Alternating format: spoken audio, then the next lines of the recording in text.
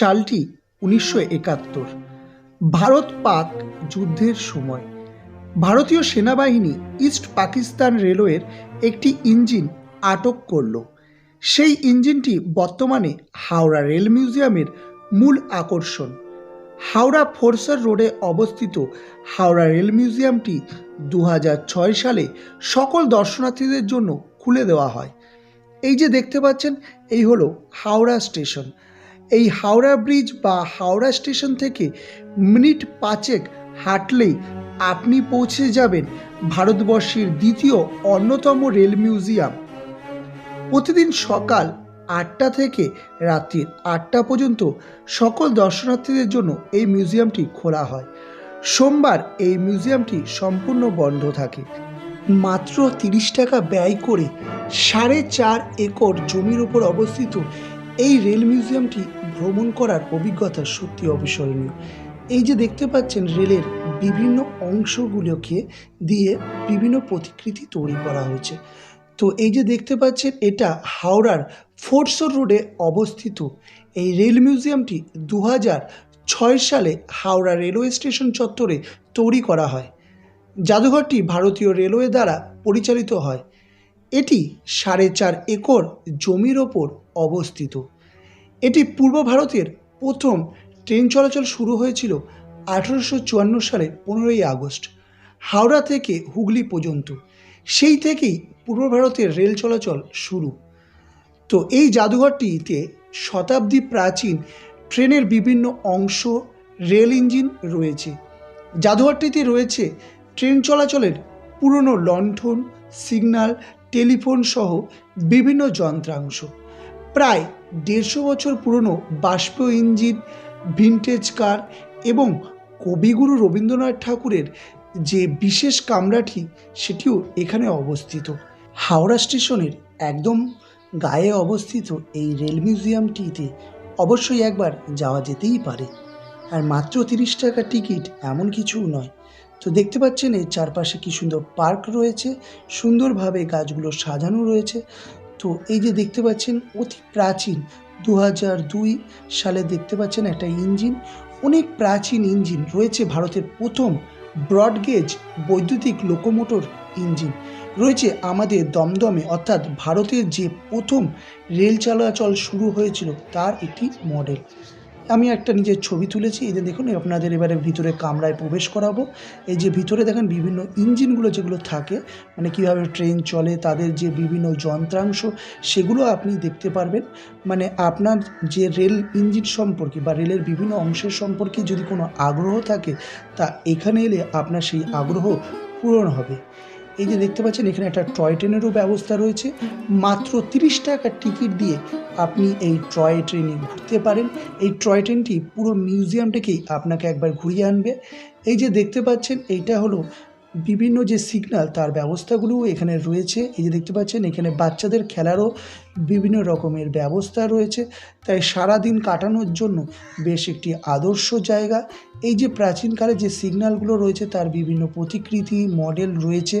মানে প্রাচীন যুগ, যে ১৮৫৪ সালে ভারতের যে রেল ব্যবস্থা চালু, সেইখান থেকে বর্তমানে বিভিন্ন যে পরিবর্তন হয়েছে, তার প্রত্যেকটা ধারা এখানে দেওয়া হয়েছে। দেখুন প্রাচীনকালের সিগন্যাল ব্যবস্থাগুলি কীরকম করে রয়েছে, প্রাচীনকালে কিভাবে সিগন্যাল দেওয়া হতো, সেই সব কিছুর এক একটা মডেল রয়েছে।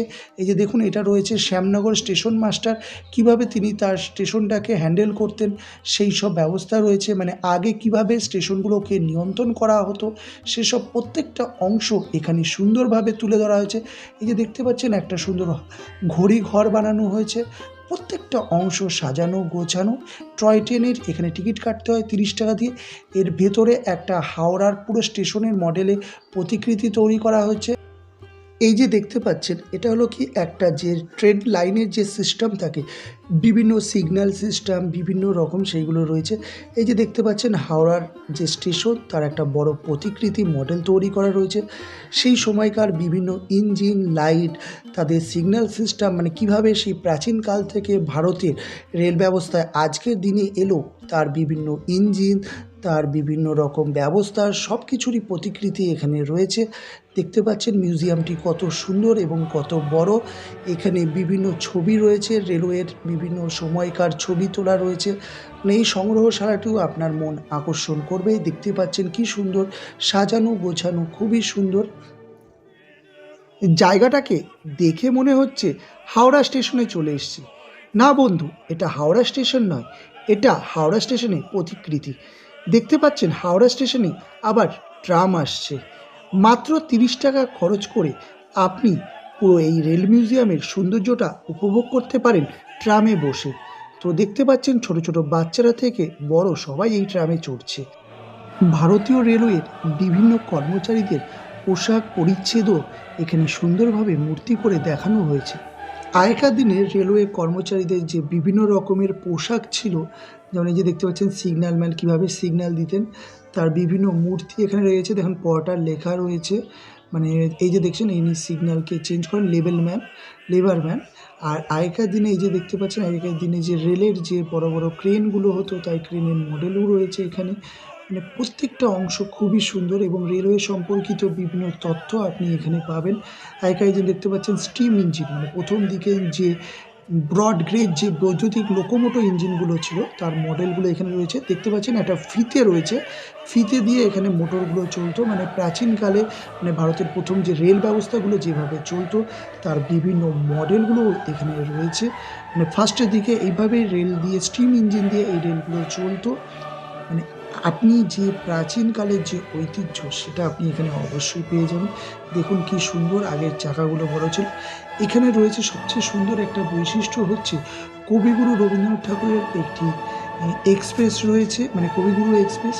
সেই এক্সপ্রেসে দেখছেন এখানে যে ভিআইপি কামরা ছিল, সেই কামরার আগেকার দিনে যে কামরা সেইগুলো রয়েছে। দেখুন ভিতরে কি সুন্দর সাজানো গোছানো। আগে যে এসি ট্রেনগুলো যেগুলো বলা হতো, তখন তো এসি ছিল না, অ্যাকচুয়ালি একটু ভিআইপি কামরা ছিল। দেখতে পাচ্ছেন সেইগুলোর মডেলও এখানে রয়েছে। তাই আপনি একটা সুন্দর আগেকার দিনের ট্রেনের মডেল পেয়ে যাবেন। দেখুন এখানে জওহরলাল নেহরুর ছবি রয়েছে, ভারতের প্রথম প্রধানমন্ত্রী, এবং প্রত্যেকটা দেয়ালে বিভিন্ন সময়কার যে ছবি তা রয়েছে।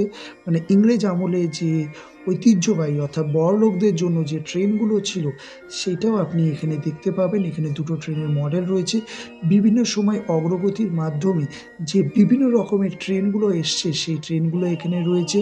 এই যে দেখতে পাচ্ছেন এই যে প্রথম শ্রেণী কামরায় দেখেন রাত্রিরে শোয়ার যে বেড এবং ডাইনিং টেবিল, মনে হচ্ছে না আপনি একটা হোটেলের ছবি দেখছেন, কিন্তু এটা হোটেল নয়, এটা হচ্ছে কি একটা ট্রেনের বগি।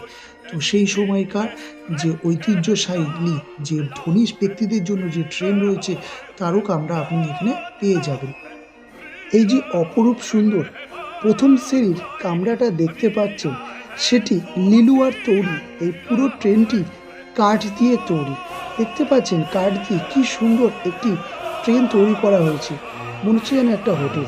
তো সেই সময়কার লিলুয়ার তৈরি একটি প্রথম শ্রেণীর কামরার মডেলও এখানে রয়েছে।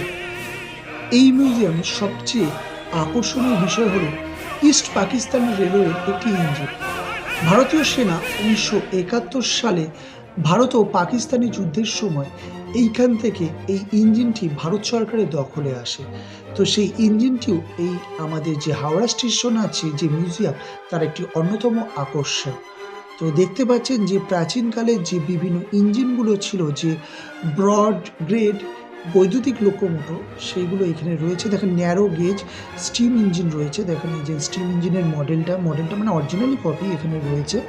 তো প্রত্যেকটা অংশ দেখতে পাচ্ছেন কি সুন্দর। এখানকার ট্রেনের বগিগুলোও খুব সুন্দর। ট্রেনে কীভাবে শৌচালয় এবং বিভিন্ন রান্নাঘর ছিল ট্রেনে, মানে সব রকম ব্যবস্থা তখন প্রাচীনকালে ছিল। তো আপনার যদি এই ভিডিওটি ভালো লেগে থাকে তাহলে অবশ্যই লাইক কমেন্ট শেয়ার করবেন এবং এই রকম সুন্দর সুন্দর ভিডিও পেতে অবশ্যই আমার এই চ্যানেলটিকে সাবস্ক্রাইব করবেন। ধন্যবাদ।